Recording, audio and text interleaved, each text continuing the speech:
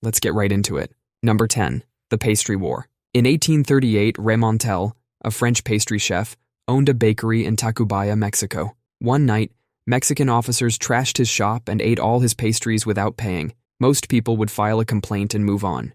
Remontel traveled all the way back to France and complained directly to King Louis-Philippe. The damage was about 1,000 pesos. The French government had been looking for any excuse to mess with Mexico. They demanded Mexico pay 600,000 pesos in compensation.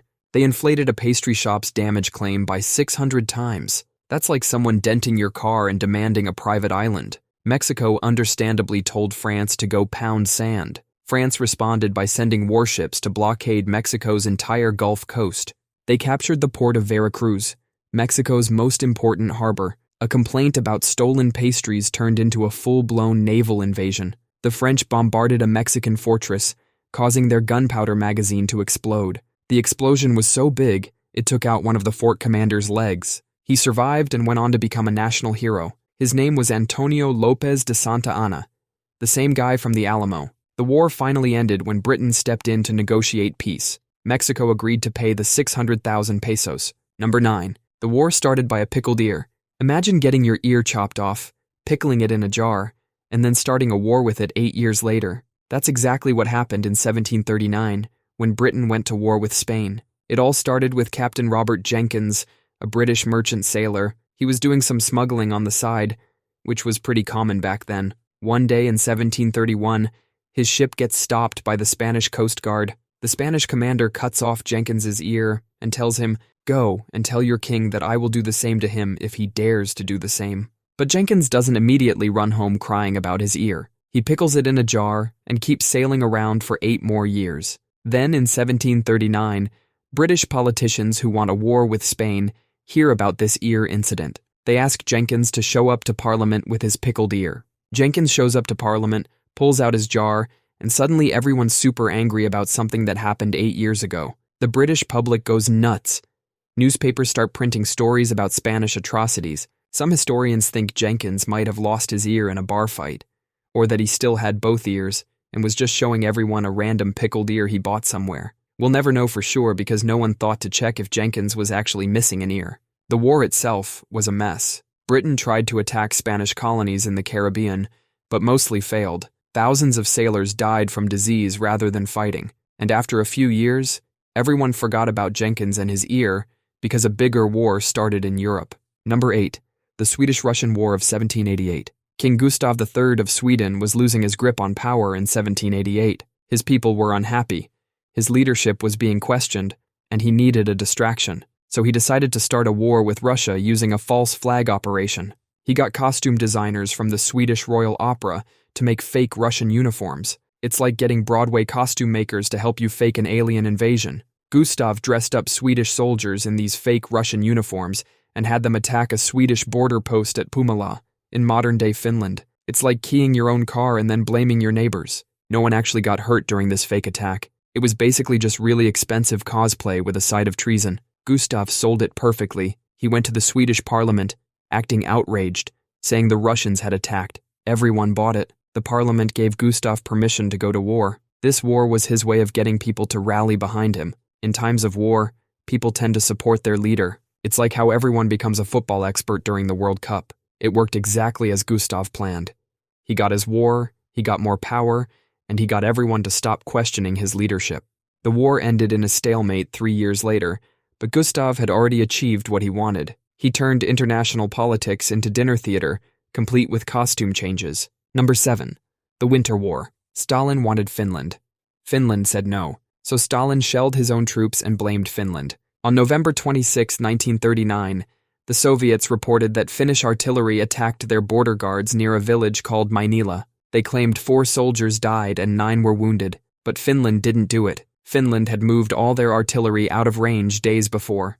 They had the paperwork to prove it. Finnish investigators looked at the craters. The angle showed the shells came from the Soviet side. The Soviets literally shot at themselves for an excuse to invade.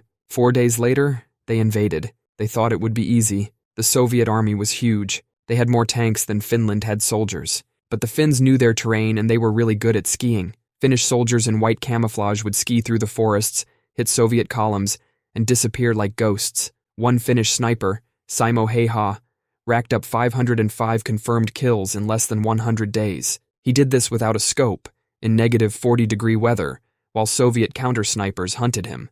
The Soviets tried bombing him with artillery. When that didn't work, they sent a team of counter-snipers after him. Finally, someone got lucky and shot him in the face with an explosive round. Heiha spent a week in a coma, woke up the day the war ended, and lived to be 96. The war lasted 105 days.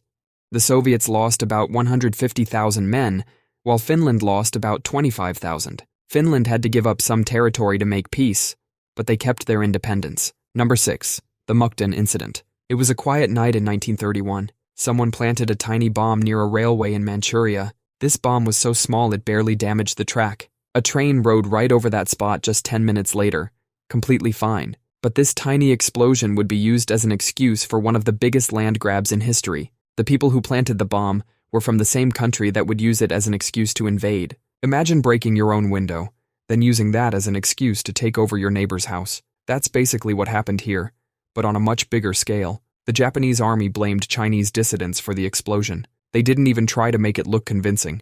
The explosion was so small you could barely see the damage in photos. They claimed Chinese soldiers attacked them, but witnesses said there weren't any Chinese soldiers within miles of that spot. It's like blaming your dog for eating your homework when you don't even have a dog. The Japanese government back home didn't even know about this plan. This was all orchestrated by a group of military officers who basically said, "Let's start a war today." They even had a nickname for this kind of thing, Geikokujo, which means the bottom overthrowing the top. These guys were like rebellious teenagers, but instead of sneaking out to a party, they started an entire war, and it worked. And that little firecracker was all the justification they needed to take over all of Manchuria. That's like using a paper cut as an excuse to take over Texas. The League of Nations sent investigators. These investigators took one look at the evidence and said this is obviously fake, but by then it was too late.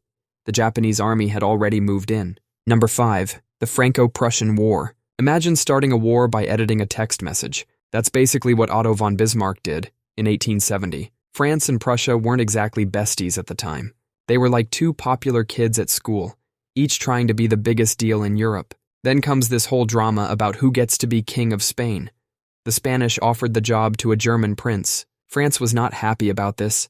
They were like, "Hey, we don't want German royalty on both sides of us." It's like having your ex move in next door, while your other ex already lives across the street. So France sends this ambassador named Benedetti to talk to the Prussian king. The meeting goes okay. The king basically says, "Yeah, whatever.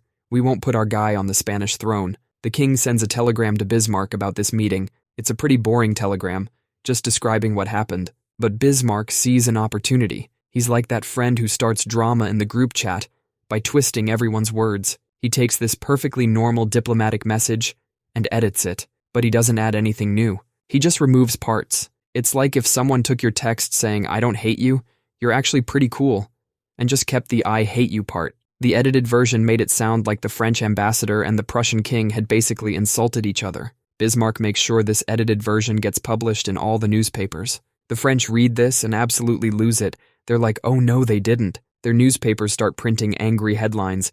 Their politicians start making angry speeches. The French government declares war on Prussia, which is exactly what Bismarck wanted all along. The war lasted less than a year. France got absolutely destroyed. They lost their emperor, had to pay a huge amount of money, and gave up some territory. Bismarck's out there probably thinking, "I can't believe that actually worked." He managed to start a war by basically doing what teenagers do, on social media, taking things out of context. Number 4. The First Gulf War. In 1990, America needed a reason to go to war with Iraq. A 15-year-old girl named Nayyirah testified before Congress. She said Iraqi soldiers stormed into a Kuwaiti hospital, stole incubators, and left premature babies to die on the cold floor. Her testimony was powerful. President Bush referenced it in his speeches. The media played it non-stop. This was the final push America needed to support war. The whole thing was completely made up. Nayyirah was actually the daughter of Kuwait's ambassador to the United States. Hill and Knowlton, a PR firm paid $10.7 million by Kuwait, crafted the entire story. They rehearsed her testimony, coached her on how to cry at the right moments. It was a $10.7 million theater production. By the time people found out it was fake, the war was already over. No one involved ever faced consequences. The PR firm just moved on to their next client like they'd just finished making a commercial for potato chips. Number 3. The Iraq War and the WMD Lie. In 2003, the U.S. government claimed Iraq had weapons of mass destruction, chemical weapons, biological weapons, even nuclear weapons. They said Saddam Hussein could launch these weapons within 45 minutes. They said he had mobile weapons labs driving around the desert like evil ice cream trucks. They even showed satellite photos of chemical weapons facilities. Those facilities were about as real as your friend's girlfriend who goes to another school. Before the invasion, the UN sent weapons inspectors to Iraq. These guys looked everywhere. Factories, bunkers, underground facilities. They found nothing.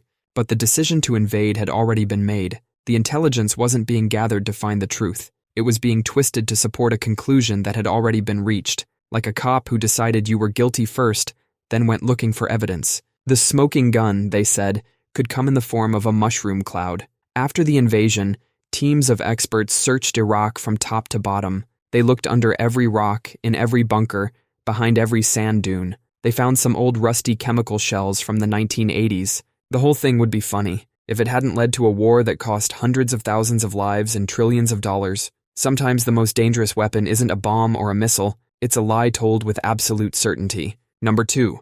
The Vietnam War Escalation. August 4, 1964. Breaking news flashes across TV screens.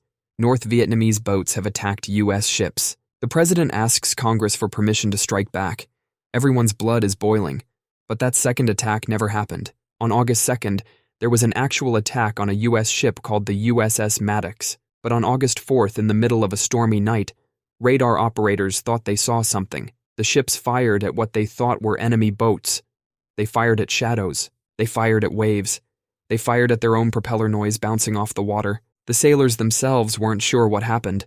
The captain sent a message saying he was doubtful any attack occurred. But back in Washington, they didn't want to hear that. Years later, declassified documents showed Secretary of Defense Robert McNamara knew there were serious doubts. But he told Congress it was certain that we were attacked. This fake attack was used to pass the Gulf of Tonkin Resolution. It gave the president power to do whatever he wanted in Vietnam without asking Congress again. That power sent hundreds of thousands of American troops to Vietnam. Real people died because of fake attacks. Sometimes the monsters aren't under the bed. Sometimes they're the ones telling you to look there in the first place. Number 1. The Spanish-American War. The Spanish-American War started in 1898 when the USS Maine exploded in Havana Harbor, Cuba. 267 American sailors died. Before anyone could investigate, American newspapers were screaming, "Spain did it." William Randolph Hearst, this newspaper mogul who basically invented fake news, went absolutely nuts with the story. When his reporter in Cuba said there was no evidence of Spanish involvement, Hearst famously replied, "You furnish the pictures, I'll furnish the war." He straight up admitted he was making stuff up to start a war.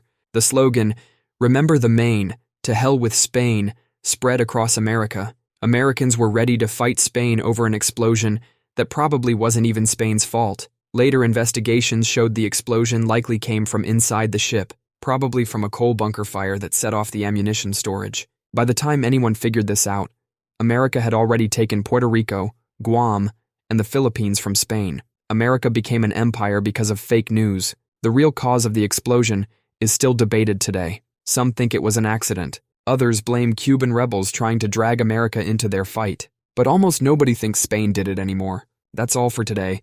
I'll be making similar videos in the future. Subscribe to see them.